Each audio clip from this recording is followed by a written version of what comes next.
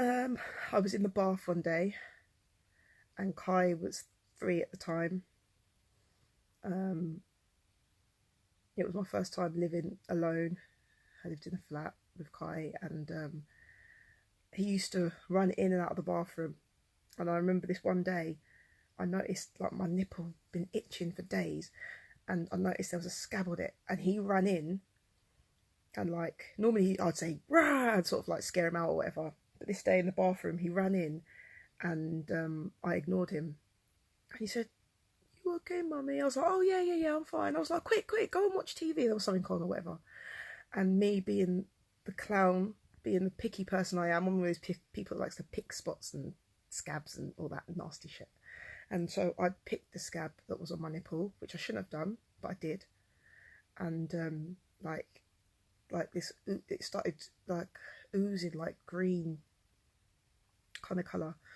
And at the time I thought, oh, that is so gross. Like my boy's 3, yeah. I don't even make milk out of these anymore. Like what the hell is that? Like, am I an alien or something? So I went to the doctors, and the doctor said to me, looks like you've got a skin, you've probably just got a little infection. He's like, have you got any new bras? Have you been using any new washing powder or whatever? Yeah. I'm like, no, none of that. And he was like, okay. He was like, cool, I'll give you some antibiotics. So I took the antibiotics, and literally within like 2 hours I was sick, threw up straight away, bringing up the antibiotics. So I phoned the doctors now, and I told them I've had a reaction to the tablets, and the same doctor called me back and he said, you know what, I'm going to send you some cream. I'm going to send you a prescription for some cream, yeah? Because I worked at Boots. Now, keep this in mind, yeah? He said he's going to send me a prescription for some cream, yeah? This is going to matter later in the story. So, it was Friday now, and I'm at work. I'm waiting for the cream, Cream never came. And over the weekend, it got worse. It got a lot worse. And like, I felt like my boob like swell. So I went to the doctors on the Monday, and I saw a different doctor, and she had a feel, and she said, yeah, she goes, that feels really like solid. So she said to me, I'm going to send you to the Breast Connect just to get it checked. She said, it's normally nothing, but we'll just get it checked. And so I ended up going to the Breast Connect, and they were like, okay, this is quite a big like lump. They took a mammogram, they took an ultrasound scan, and they took a biopsy, which involves putting quite a big needle in, put it in my boob, and it goes, and it takes a piece of it out basically, so they can test it. So they did the biopsy and that, and from where the needle went in, it didn't heal, and it just made my boob swell even more. Like by now, yeah, this boob's 3 times bigger than this one. And eventually I got the results, and they were like, yeah, you've got 3 tumours. 2 of them were so far back you wouldn't have known, and the 3rd one has come very quickly. As you can see, over the past couple of weeks, it's just appeared. And they were like, with how aggressive it is as well, we're going to have to remove your breast, take it off. So they did that, and then they took it off, and they did some other tests as well of the glands underneath my armpit, because when they opened me up, they said they needed to check the glands, and it turned out they were in the glands as well. They pulled all the glands out, and I think there was something like 21 glands, and they found it in 6 of them. So they were like, this means there's a chance it's spread around your body, so you need to have chemotherapy and radiotherapy and a thing called Herceptin. So I went and I had the operation, had it removed, yeah, said that already, started my chemotherapy. Luckily, because I didn't smoke, don't drink, it went through, like, I started to go through it quite well. Like, I weren't sick or anything like that, I was just very tired and weak.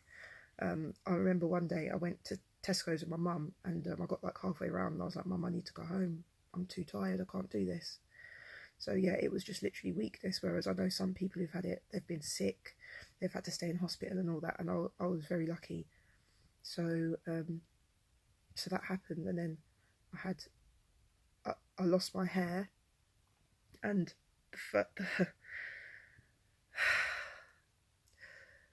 so I lost my hair, and this is how I found out. They told me that my hair was going to go, so I was aware that it was coming. But obviously I was feeling alright in myself, because when you have the chemotherapy, you're ill for about a week, and then you're okay for 2 weeks, then you have it again.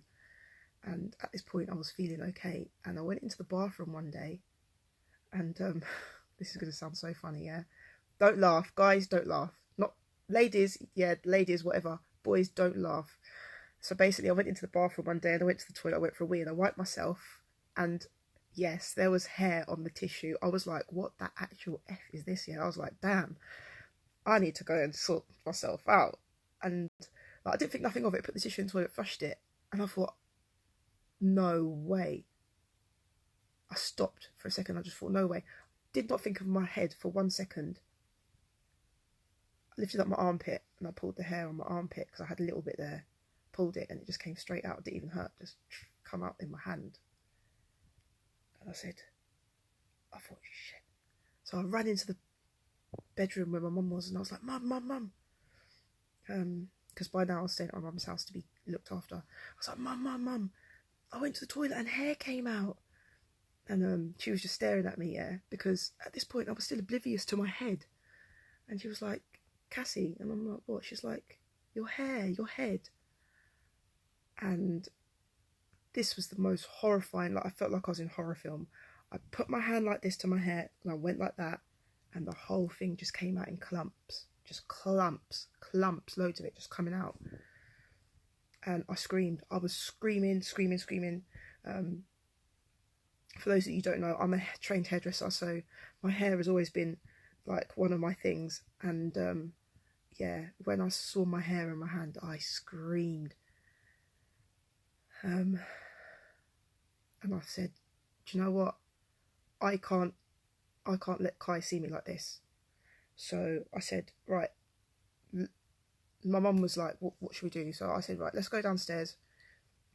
Let's get the scissors out. Let's just cut it now, because I'm not going to sit here for the next however many weeks and just watch my hair just fall out every day.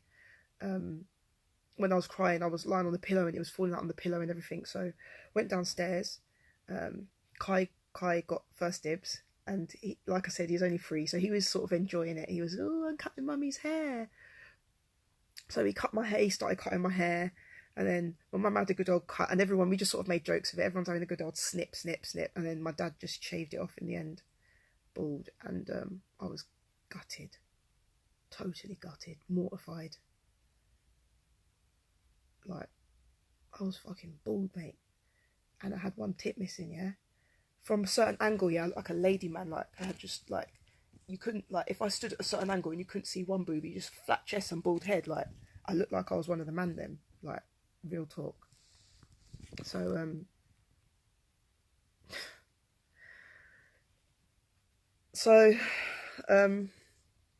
yeah, so I carried on through the chemo, and basically they give you 3 types of, right, they give me 6 chemos, yeah? 3 types of one, 3 types of another. The first 3 types I did fine. The second type, they say they have to let everyone know that allergic reaction is common. And I was like, all right then, cool. I went into the hospital one day, and she said, right, I was scared of the reaction more than anything. And she goes, right, you'll know if you're going to have a reaction, because straight away you'll feel pain in your stomach or your shoulders. And I was like, all right then. She hooked me up to the IV thing, yeah. And she started putting it through, and I swear down, like, it was literally, 30 seconds, if that, yeah. I was like, ah! Oh! And the woman looked at me, she knew straight away. My shoulder went, my stomach went, and I just started screaming. Like, it was the most horrible feeling ever, yeah. At this point, I was positive I was in a horror movie. I remember my mum had to leave the room. My mum left the room because, my mum was there. My mum didn't know what to do. She was panicking because she was the only person with me. And then the nurses were crowding around. They put me on a bed. They laid it down. At this point, my body started like it was like shaking. Like, not, yeah, fitting, but I was awake. I was wide awake. My eyes were wide open. Couldn't see shit. I could just see stars, stars, stars, stars. All I know is I could hear things. I could hear stuff. And I just remember saying, can you hear me? And the nurse said, yes, Cassie, we can hear you. Be calm, be calm. And I lied there and I said, get my mum out of the room now. And at this point, they'd already turned the machine off. So slowly I was starting to like calm a little bit. And I remember like my sight was just coming back and I saw my mum walking out. And I felt so happy. I was like, oh. I was like, I can't let my mum watch me die. Not today. That's not happening ever. And she came back in a little while after. I had to calm down. It took about an hour and a half to the point where I could stand up. And they said to me, do you want us to carry on with the treatment or do you want to go home? And I was like, I'm going home. I'm going home. So I went home, and then the oncologist got back to me. She was like, okay, that didn't work. I understand you don't want it. And I was like, no, I don't want it. She was like, we'll give you the other one still. So we went back and I had the other one again, the other chemotherapy that I was having, and I finished my course. Then I started radiotherapy.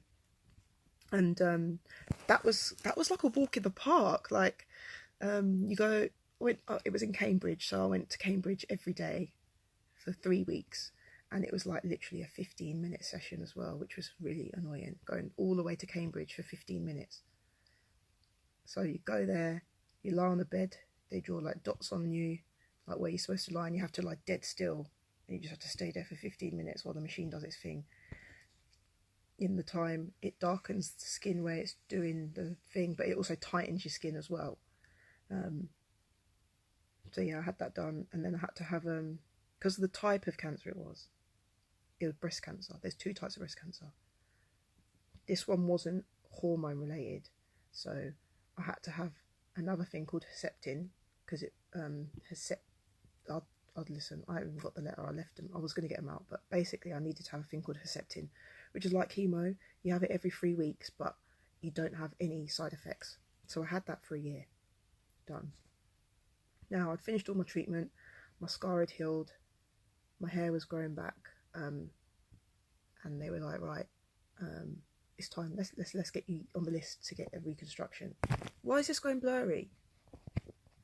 Yeah. So I was like, yeah, that sounds awesome. Let's do the reconstruction. I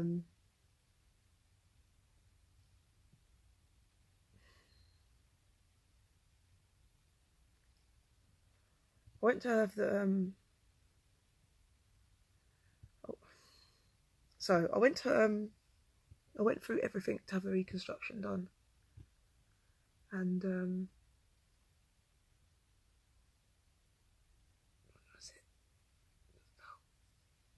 month beforehand I found a lump on the other boob.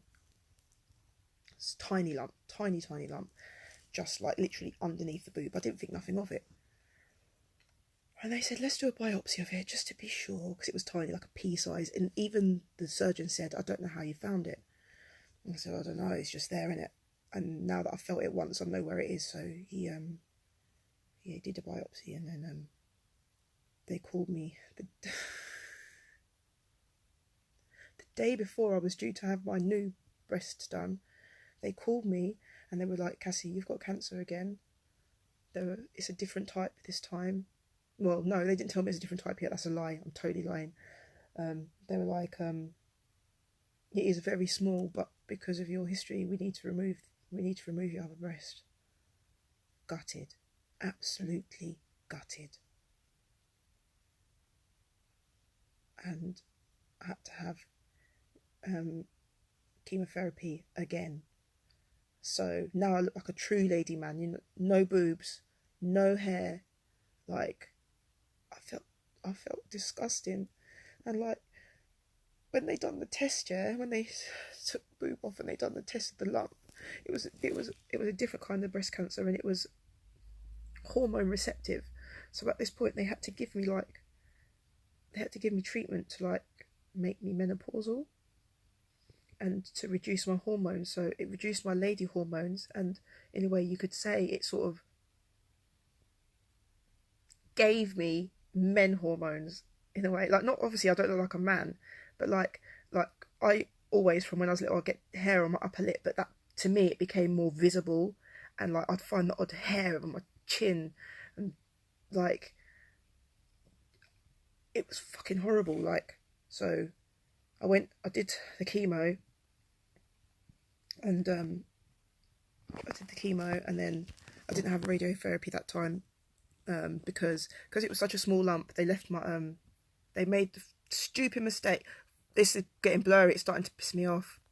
Right, they made the stupid mistake of leaving my glands. They took the boob, but not the glands. They left the glands. So I didn't have to have radiotherapy or anything. I just had the chemo, and they were like, "You've had it twice now, 2 different types of cancer. It's such a small amount of time. Something's not adding up." So I went to a genealogy doctor, and they did gene testing on me. They were like, "No, it doesn't run in your family." But then they found a different kind of gene, which is a rare gene. If I'm correct, there's 250 families in the world with it. No one in my family has it. Just me.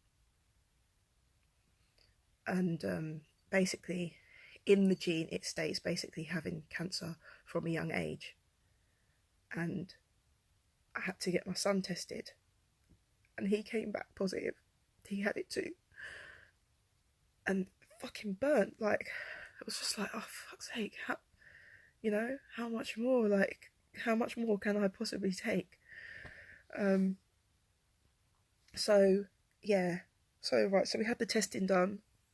And then Kai, like, I mean, now, God bless his soul, he knows. But Kai never knew that he had the gene in it. And the doctor said that she would always make sure that he gets his checks, and she never did. And I've always wanted to bring that up with her, but I just know that it's not worth it now. He's gone, and I'm not trying to argue with anyone. So anyway,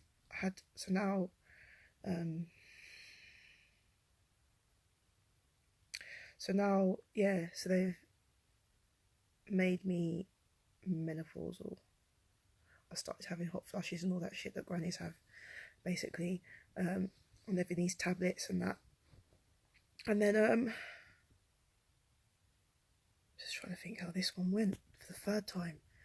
So the third time it happened, I think it was just before the third time, that was it, because of the menopause and that. The tablets weren't doing me no good, man. It wasn't even, I think it was an injection at first they were giving me, actually, every 3 months, and I didn't like it.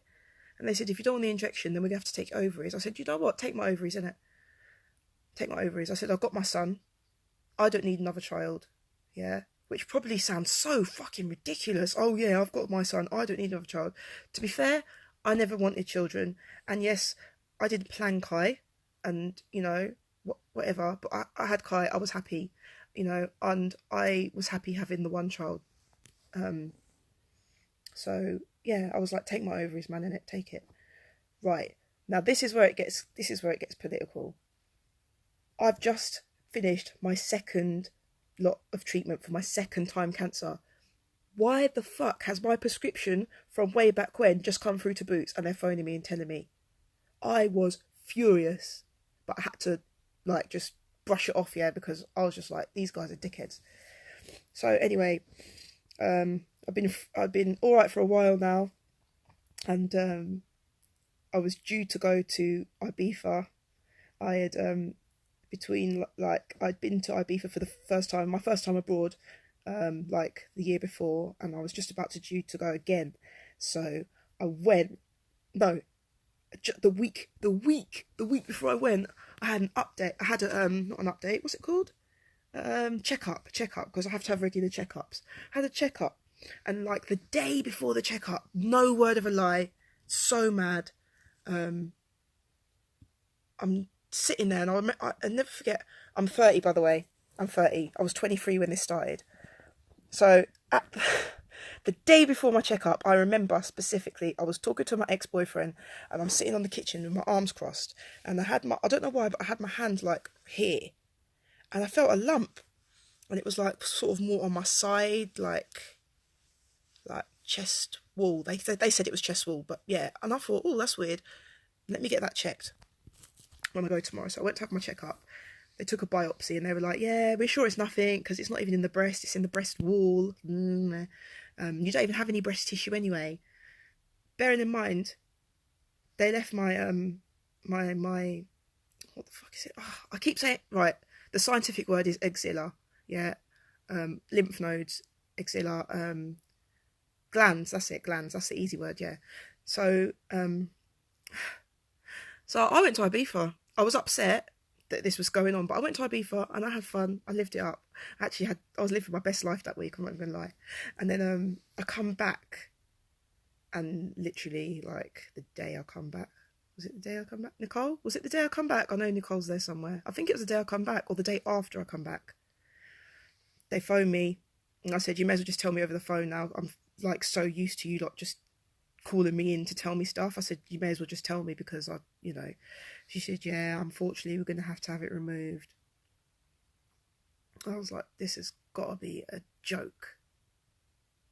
Like, this has got to be a joke. I've just come back from holiday. Like, how did I go from living my best life to living my fucking nightmare? So, I went to have it removed. But this funky... This is a Galaxy S8 Plus, just letting you not know yet how shit it is. So, I went and had it removed.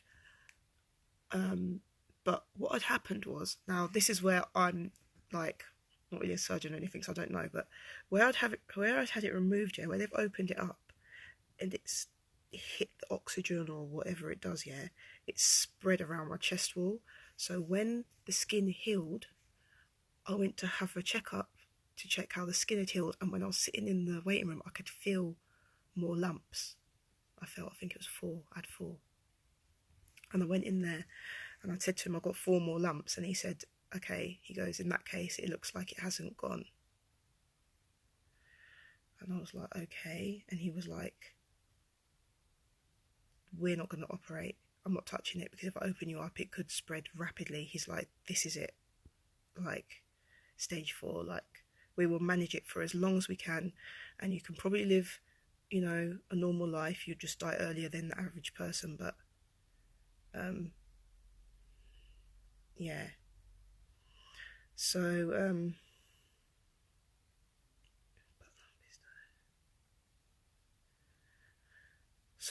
I had to deal with that. Like, I've just spent the last 5 years fighting for what?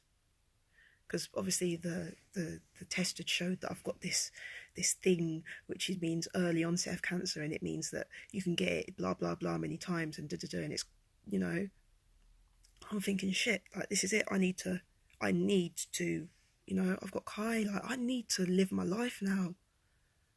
So I had 4 lumps, sorry, I just keep dawdling off. I had 4 lumps, 2 of them went down, 2 of them stayed.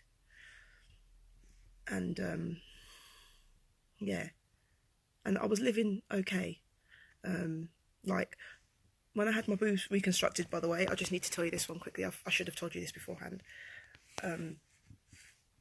They're not what's the word? They're not what's that fake stuff called? They're not fake boobs, basically. They cut my back open right across.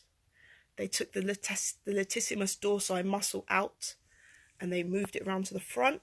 So now if I need to itch my back, I have to scratch my boob and my back and see if I can find where it is.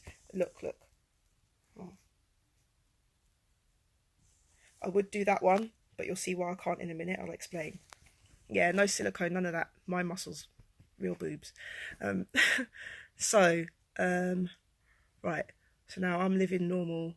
I'm on medication to control it, and it's just like, okay, I've got years. I don't know how many years, but let's just ride this thing out. And I started enjoying life more, doing more things. Even though me and my son's dad hadn't been together for years, we started doing more things together as a family with our son, and we were getting on better terms. Like, we never totally didn't get on, but we never used to go out together. with him. Like, he'd do his things, I'd do my things. So we started doing like more, you know. And then I wasn't very well, and I had to go into hospital. 'Cause I suffer from anxiety and had to go into hospital. Now so I went into hospital and I had to stay overnight. And that night, Kai was staying at his friend's house, and he had never stayed at anyone's house before. Bearing in mind he's 9 years old, and I was really happy for him to stay out. His friend, I know her, like I know the mum. We're good friends, and our boys became friends. Kai was staying there, but he had to leave because he said he didn't feel well and he had a headache. He'd been telling me that for weeks, and I took him to the doctor, and the doctor said, "No, he's fine. Yeah, it's just the heat." I'm like, okay. So anyway, that night, I'm in hospital. My friend Charlene, she's like, yeah, Kai had to go home. He didn't feel well. Blah blah blah. And I'm like, okay, cool. Next morning, I'm in hospital now, and my friend Charlene, she came early, really early, and she's sitting there, and she was acting so weird, and I'm thinking, God, what is wrong with you? Yeah, like, the doctor at the time, yeah, he was like, yeah, your anxiety, we don't want you to drive at the moment, blah blah blah. She started. I was getting upset because I love my car, so I started crying. She started crying. I'm like, why is she crying? She ain't even driving the car. Like, why are you crying, Charlene? Oh, that's what I was thinking. I was wondering why you were crying.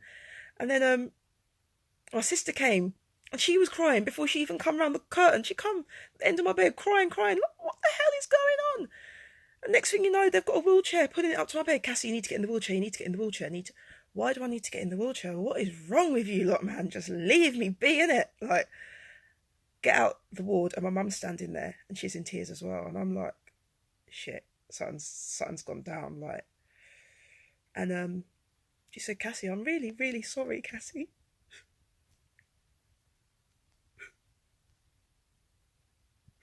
She said, Cassie, Kai's in intensive care. And we got in the lift. We went to intensive care. And I just saw my lifeless son just lying on the fucking bed. And I was like, what the fuck is going on? They were like, oh, he's got something in his head.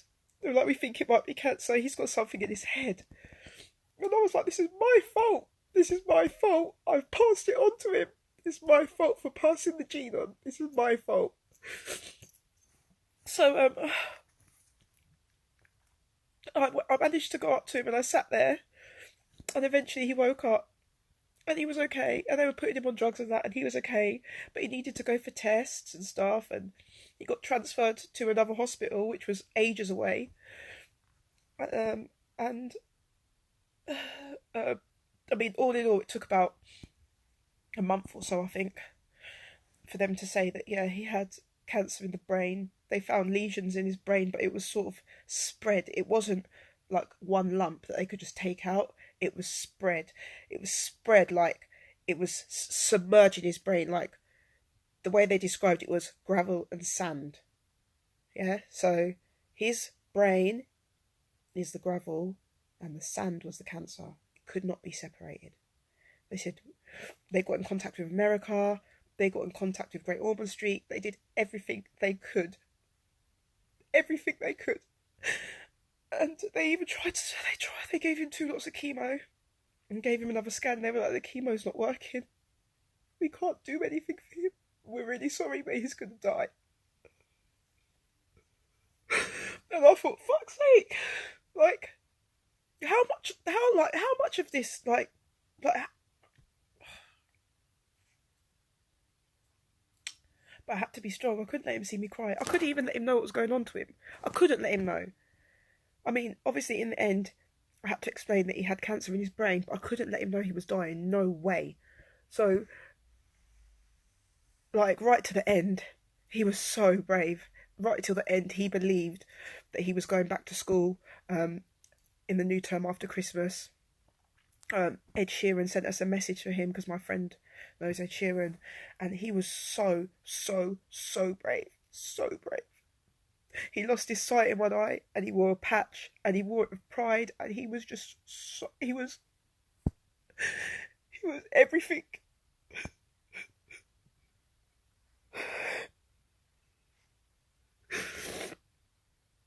was everything. And towards the end, we had to go and stay in the hospice.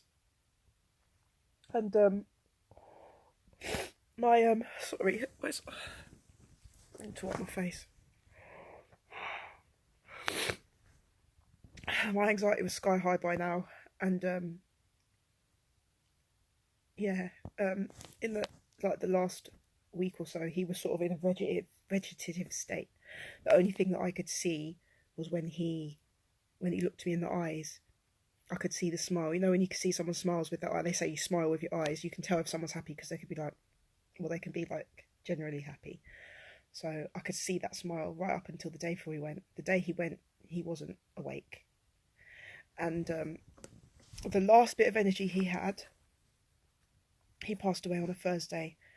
On the Monday, he moved his arm and he lifted it up to me and he pulled me around my neck and pulled me into him for a cuddle. And then I looked at him and I said, Nanny's there too. Do you love her? And he said, yeah. And he hadn't spoken for days. And that was the last time that I ever heard his voice. The day of his death came and I woke up and I heard the death rattle. His dad was none the wiser about the death rattle. I didn't even know what a death rattle was. My friend told me because her dad had just, the same person who Kai went to stay at their house before he was ill, her dad died of cancer just beforehand. Literally a few weeks beforehand. So I woke up and I said, Aaron, he's having the death rattle. He's having the death rattle. And Aaron was like, oh, what, is this it now? And I was like, yes, this is it. I went and called the nurse. She was like, get your family. So I got my whole family. And it was my family and his dad. And we were just sitting there. And I had my hand on his chest. And his breathing was going and going and going. And his breathing stopped. And I could still feel his heart. And then his heart stopped. And it was weird because it was like everyone around, it was almost like they were oblivious. And I looked up and I was like, that's it now, he's gone. And then my sister goes, what the fuck, is that it? And I was like, he's gone. And then there was a nurse there and she goes, let me just check. And she checked and she goes, time of death 11:52. 11:52. And that was it. And from there, I was in a weak place. I couldn't arrange his funeral or anything. I let his dad do that. And in a way it's selfish, and I'll explain why in a second. So now Kai has gone, planned his funeral. We had his funeral, we had open casket. It was very sad. A lot of his school friends came. His best friend came, and we tried to tell the kids not to go near it, but his best friend was adamant that he goes and looks at him. He went to the casket and he looked at him, and he was, yeah, he was laid to rest. And then obviously we're getting over it now. And then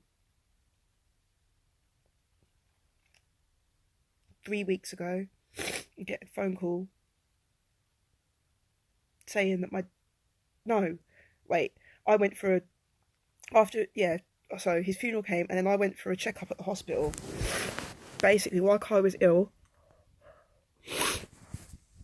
the lumps that I've got had grown double the size due to stress. I said, can I have them removed? She said, no, we've already been through this. I said, fine. Behind my back, she went to the surgeon, and the surgeon said, you know what? Why hasn't this been done before? Even though he was the one that said I shouldn't have it done. But yeah. So, so that was that bit aside. I was like, okay, so they're going to take my lumps out, maybe. I don't know. Anyway, 3 weeks ago now, I get a call. My granddad's gone to hospital. It was just before his 80th birthday. They were doing tests on him and stuff because things weren't right. On his 80th birthday, they told him that he's got cancer. Pancreas, spread to liver, spread to the spine. There's nothing they could do. 2 weeks later, he passed away. And it was just like, what the fuck? First Kai, then my granddad, like, I don't know how much I can go through, how much more I can take. My family, like, we don't deserve this. So I'm supporting my mum now, and then I got a phone call to say that they're going to remove my tumours. I went to an appointment and he said, yeah, I think it's a good idea. Your health's been okay.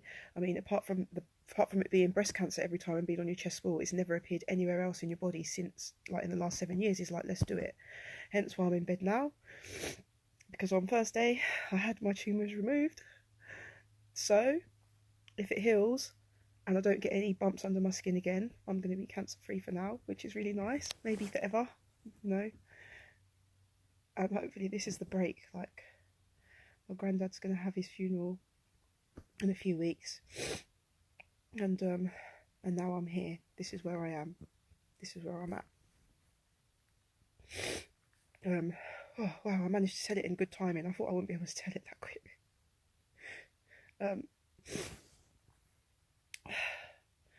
I'm trying to think if there's anything I've missed out. Oh yeah, I have missed out a couple of bits. In between having the cancers, and this is just a quick, you know, when I had just after I had my breasts redone, I got meningitis and I was in hospital for 2 weeks. So I went into hospital, got them done, come out, was out for a week, got meningitis, back in for 2 weeks. And also I had another allergic reaction to chemo towards the end of my second treatment, and I had septicemia as well, which nearly had me in hospital for Christmas. So like, my body's like, but yeah, this is where I stand now. I'm supporting my mum, and yeah, and you know, fingers crossed, you know, I just hope that this is the end for now, for at least, I mean, yeah, I've already accepted the fact that I'm going to die of cancer. So even if they've taken it out, I've accepted the fact that it could come back. But if it's the end, that'll just be a blessing. But I know that there's 40 of you. I can't believe it. That's amazing. I know you've probably got questions and stuff. So there's a number that I've pinned at the bottom of the screen: 07949 749 233. Please, I'd love to answer some questions, because I can't talk about myself for that long. My bloodshot, it looks a bit red. Yeah, so yeah, text and ask any questions that you want. I don't think I've missed anything. I really don't.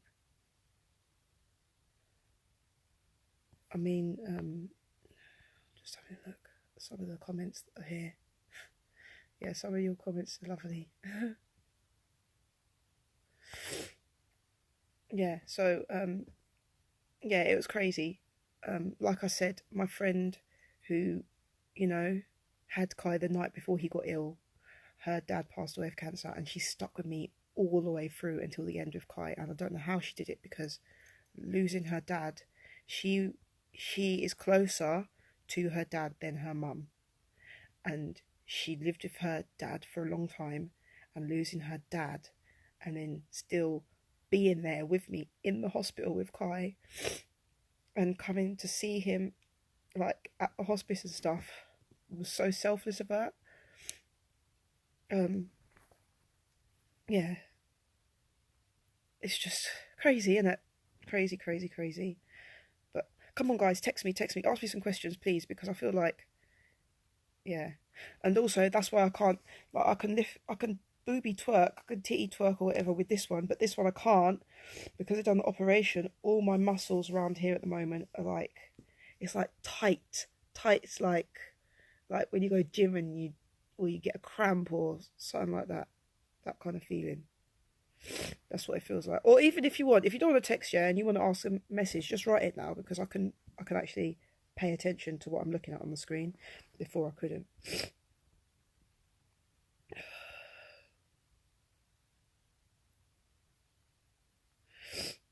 Oh, this is crazy. I don't think I'll be able to get through all of this. I honestly thought, like, oh, Cassie, you're gonna fold halfway through. You're a dickhead. Nah. But yeah, a lot of people. Oh, this is Kai's bed, by the way. I sleep in Kai's bed.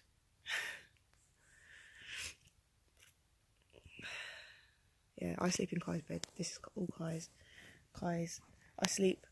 I'm not going to show you, but I sleep with like a little. It's a double bed underneath here, and I sleep with like a little. I got his stuffs. I got his old school Mickey, as he used to call him. I've got a photo frame here, and I've got, if someone has a full blood count, would cancer show up? Cancer wouldn't show up itself, no, but there's things that could show up that could say, right, we need to maybe do some tests to see if they've got cancer. Because I have blood tests to check, and yeah, so there is things. I sleep with this picture next to me as well, and I've also got, I found this recently in my car, and it's all scatty and ratty and tatty, but it's a poem that Kai wrote for me, and I've never ever seen it before, and it says, it's about me. Makes me breakfast, makes me feel better. Mummy keeps me safe. Mummy comes to Daddy's house at the right time. Mummy helps me a lot. She knows what I like. And also, last week he came through as well. And my friend had a reading, and she lives in Australia. And he came through on a reading last week. And I never really believed in that kind of stuff. But he came through and said stuff to her that she didn't know. Only I knew. So I know that he's happy now. Because, you know, he's told me so. Right, I'm sorry, I can see questions here. Right, let's have a look. So, yeah, so the full blood count thing, like I said, there's things in a blood count that could show up, but they'd need to have other reasons to suspect the cancer. The blood count alone wouldn't be enough, if that makes sense. I found a lump and they told me it was my lymph node. They told me it was benign and it should go down. Well, if they said it's benign, then it's benign. They can normally tell in the scans and stuff. Like, they can see, like, if it's a dark lump or whatever kind of lump. If it worries you, me personally, I'll go right back to that doctor and see someone else. See someone else in the same surgery and see what they say. And just explain. I don't feel no way about going to the doctor and saying, do you know what, yeah, if I didn't have cancer, oh yeah, my friend had cancer, she had it in the lymph node, please check it out. We pay our taxes for that shit, so yeah, go there and do that. Sean, have you ever thought about doing some inspirational talks to cancer patients who are fighting cancer? I have thought about that, but I've never been in the right place. I've always been sort of like, oh, you know. And the thing is, everyone who has cancer is different, and you do when you have cancer, you have this feeling like you feel like, yeah, we've all got cancer, but mine's different, and you feel sorry for yourself, and it's hard. It is hard. It's very hard. Yes, Cassie, this open up to be hard, isn't it? You should share a wider forum. Do you consider this video that I've done tonight is going to be shared on YouTube tomorrow? I will post up the link so that everyone can tell a friend, tell a friend, tell a friend, tell a friend, because I think people will learn from this. You know, people are gonna either be inspired, or they might even look after their kids a bit better. I don't know. I mean, my little boy, luckily, I'm not gonna lie, he was spoiled, and we had an amazing relationship right till the end. We were best friends, definitely. I used to think people were sad when they call their kids best friends. I used to think, oh, you're such a numpty. But when I look at videos now of how me and Kai were, yeah, we were best friends. People used to say to me, why do you treat your son like he's your friend? He's going to disrespect you when he's older. No, he never, ever disrespected me, ever. He never, ever was naughty at school. He was above on his grades. He was very smart. He was very intelligent. Like, yeah. Like, so, I don't know. My ultrasound is a bit benign. My auntie has breast cancer and she had her breast removed, and another one of mine. So you need to, if another one of your aunties died of bone cancer, so you need to make sure that the history, if you feel like you need to get checked for cancer, yeah, one thing you need to do is make sure that your family history is included in the talk that you have, because I believe, I'm not a health professional, so I could be chatting shit, but I believe that they take that kind of stuff into consideration. If my sister went to the doctors tomorrow and just said she got a lump, yeah, they might do nothing. My sister went and said, my sister's had cancer for 7 years, they would look at her straight away, and that has happened. They've looked at her like before when she's had a, you know, my sister had a lump under her arm, and they said it was a cyst for months. When someone finally decided to do more tests, she was riddled with cancer, misdiagnosis. It's getting more heard of. Yeah, she passed away Christmas Day. Oh, that is awful. I'm really sorry, Sean. Yeah, yeah, misdiagnosis. And that's what I mean. This lumps under my arm, by the way, that I've had for like 2 years, they never ever biopsied it. He just said it's cancer. So I still don't know what that was. Like all now, yeah, I could have lost my ovaries and everything for nothing. Like when I get the results in 2 weeks, yeah, I would actually like them to say, yeah, you had cancer. Because if they tell me that I didn't have cancer, I'm gonna say, well, why the hell did you take my ovaries then? Why didn't you check it out in the beginning? You can be friends with your kids and let them know how to respect one themselves. Yeah, definitely. And my son always knew that. A blood test, go to the doctors for a blood test. Nah, it takes more than just a blood test. I mean, if you've had a scan and they've said it's benign, that means the scan doesn't look suspicious. And that's normally how they can tell, is when the scan looks suspicious. That's what normally triggers them, like, oh, okay, that's suspicious. But if they've looked at it and they've said it's okay, that means it looks okay, if that makes sense. Like I said, I'm not professional though, but if it really bothers you, then go back and you know, go back and ask, what's the time? I need to make sure that I'm not running out of time. Oh, I've got 10 minutes left. Yeah, asking for a blood test isn't necessarily gonna do anything for you. Dad diagnosed with leukemia in November and got a lump, being looked at on Friday. Fingers crossed. Fingers crossed for you, Sophie. My uncle had leukemia. He got diagnosed with leukemia the first time I got cancer, got rid of it. Then he got diagnosed with leukemia the second time I got cancer, and he passed away. But yeah, fingers crossed for your dad.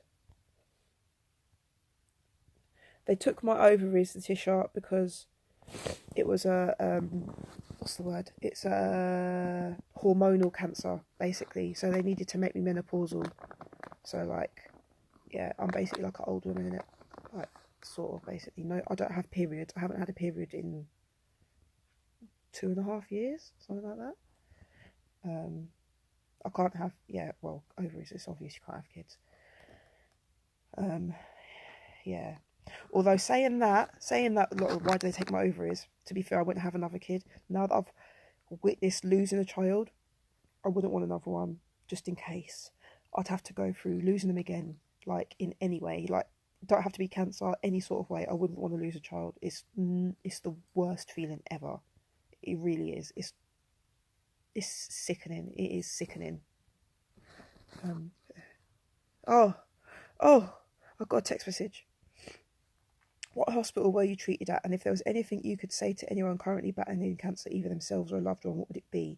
And finally, what legacy do you feel Kai left behind? What legacy do you want to leave behind? Right, let's go through this. So I was treated at Bedford Hospital, was where I got diagnosed. I was treated at Cambridge, for radiotherapy, Bedford for chemo.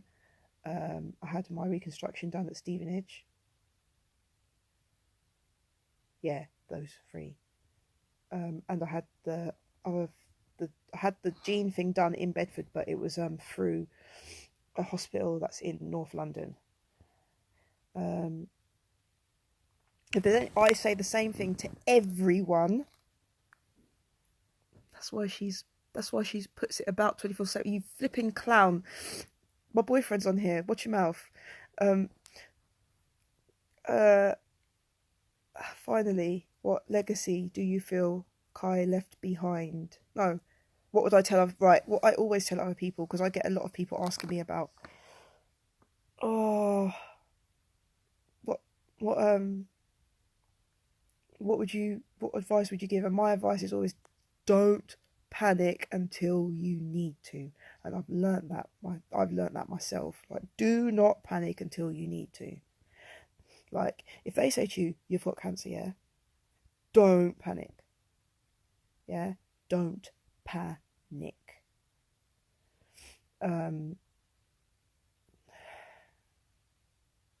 wait until they tell you, because some like you know, I could have panicked the first time. I had three tumours, and one of them was massive, massive, like 6 centimeters, like the size of my son's fist at the time. And so, yeah, so I always say don't panic, because you know there's always possibilities. I'm still here 7 years later, so don't panic. That is definitely my thing. Currently battling cancer, all I want. Yeah, don't panic. Try not to panic. Stay calm. My granddad stayed calm up until the last minute, and by then he had sort of just like, it was like he'd switched off, and he couldn't talk and stuff like that. And finally, what legacy? Kai left his happiness behind. His funeral was huge, huge, huge. Not a lot of people, a lot of people, I mean, had to stand outside of the service because they couldn't fit in. He left his happiness, and he was really, really funny as well. He had a lot of a lot of my mannerisms. He was very fun loving. He was a bit of a speed racer like me. He liked go-karting, and funny enough, just before he died, I took him to a theme park where he drove a car, an automatic car, and yeah. So Kai left his happiness behind, definitely. And me, I would like to leave it, like, yeah, if I end up going that way, or actually full stop, I would just like to leave a legacy of knowing that I'm a kind person and that I'm willing to help anyone, because yeah, I am willing to help anyone. All my close friends know that I've got their back. They all know that. That's my saying to all my close friends. I say it all the time, especially to one particular girl who's here. I tell her every day, I say, I've got your back. I've got your back. And Nicole and Charlene, if you don't stop, yeah, up in my chat, behave. Yeah. So, yeah. This has been nice this week, actually. Doing the show with just me. It has been really nice to just sort of take the lead. And yeah, do my own thing. I think next week we'll be back to normal though.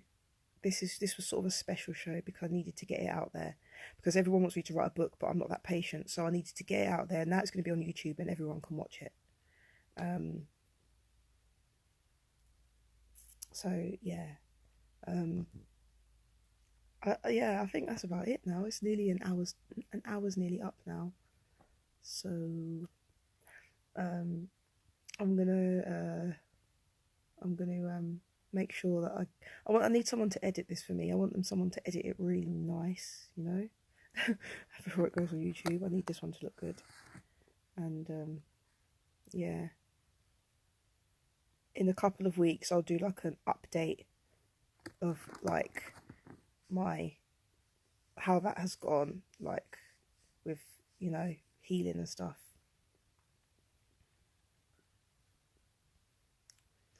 Yeah, I'm reading all your comments.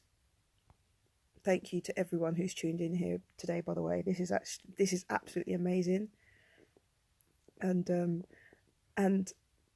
yeah, do you know what? My friends are really getting on my nerves, yeah? You girls are idiots. And when I come off of here, I'm going to phone every single one of you and have a word with you.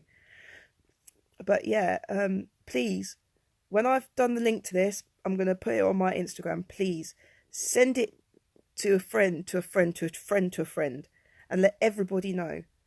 I want Kai. This is what I want. I want everyone to know about Kai. I don't even care about my story. It's about the fact that I had cancer first, but I managed to lose my boy like before I even got like in a real state, like. And I just want Kai's name to be everywhere, because he's my boy and I love him so much, and he's got my back always.